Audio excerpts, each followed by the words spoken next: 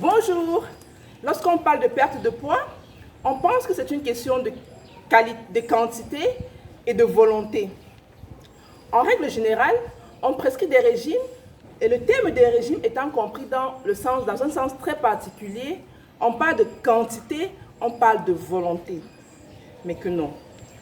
Dans cette vidéo, je vais vous montrer que cela ne marche pas. On va perdre du poids quand on va réduire les quantités. Ou alors quand on a un peu de volonté, on va perdre du poids, mais après ça va stagner, on ne pourra plus perdre. Donc ici, il ne s'agit pas de quantité, il ne s'agit non plus de la volonté. La perte de poids est une question de qualité, c'est une question de rythme et il faut connaître quelques paramètres physiologiques que je vais vous présenter. Et ça va dépendre du métabolisme. Le métabolisme est la vitesse à laquelle une personne va dépenser son énergie. Donc c'est ça le métabolisme. Le corps agit intelligemment. On va prendre un exemple. Quand vous avez votre salaire, on va prendre un exemple, un salaire de 400 000 francs. Vous allez avoir un train de vie en fonction de ce salaire-là. D'accord? Un salaire élevé entraîne un mode de vie élevé. Si on vous annonce qu'on vous coupe votre salaire du jour au lendemain, vous allez réduire votre train de vie obligatoirement. Et dans un premier temps, ce ne sera pas facile. C'est comme dans la perte de poids. Quand vous entrez dans la perte de poids, au début, vous changez d'habitude, on vous met sur un certain canevas et le temps de vous adapter, ça vous chamboule l'esprit. D'accord? Donc quand on réduit dans le salaire, vous êtes obligé de réduire également votre train de vie. C'est ce qui se passe avec le métabolisme.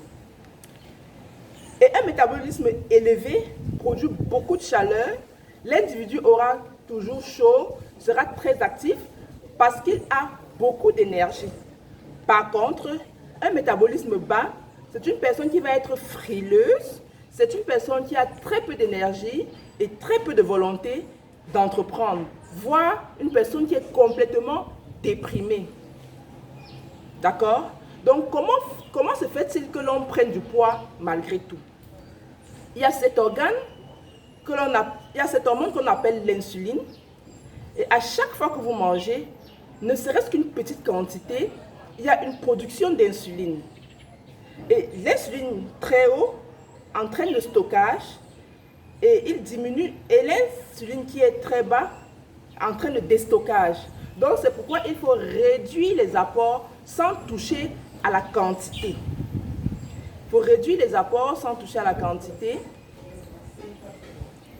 Et une personne dont il faut privilégier une alimentation qui est riche en fruits, qui est riche en légumes ou tout simplement préparée à la maison.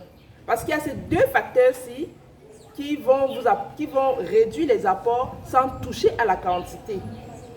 Le fait de manger à des heures régulières, sans grignoter, vous amène déjà à réduire vos quantités. Quand on parle de réduire les quantités, ce n'est pas la quantité de ce que vous allez manger, c'est le fait de manger à tout moment, sans temps précis, sans heure de repas précis. C'est de ça qu'on parle, c'est de ça qu'il s'agit ici. De manger, se rassasier à chacun des repas et attendre la prochaine heure, le prochain temps de repas, tout simplement. Éviter également les aliments, une alimentation moderne. Dans les supermarchés, les aliments des magasins, c'est une alimentation transformée et très raffinée qui conduit le corps à produire plus d'insuline. Donc, il est important, on va privilégier une alimentation qui est riche en fruits, qui est riche en légumes et qui a des produits non transformés ou tout simplement une alimentation, une cuisson faite à la maison. Rien que ces deux règles-là vont vous faire perdre du poids naturellement et dans la durée. Je suis Aurélie Nubiga, épouse de Tim Chua. Appelez-moi tout simplement Mama Bio. Je suis diététicienne en service à SOS Médecins Cameroun, promotrice du programme LANOU, qui est un programme de rééquilibrage basé sur une consultation diététique et un suivi journalier qui fait perdre de 8 à 10 kg le mois sans risque de reprise. Et par ailleurs, nous faisons des plannings de repas pour des personnes qui ont des pathologies liées à leur poids, telles que le diabète, l'hypertension, l'arthrose, etc. Nous restons à votre entière disposition. Si vous avez aimé cette vidéo, likez, partagez et rejoignez-moi sur WhatsApp pour plus d'informations.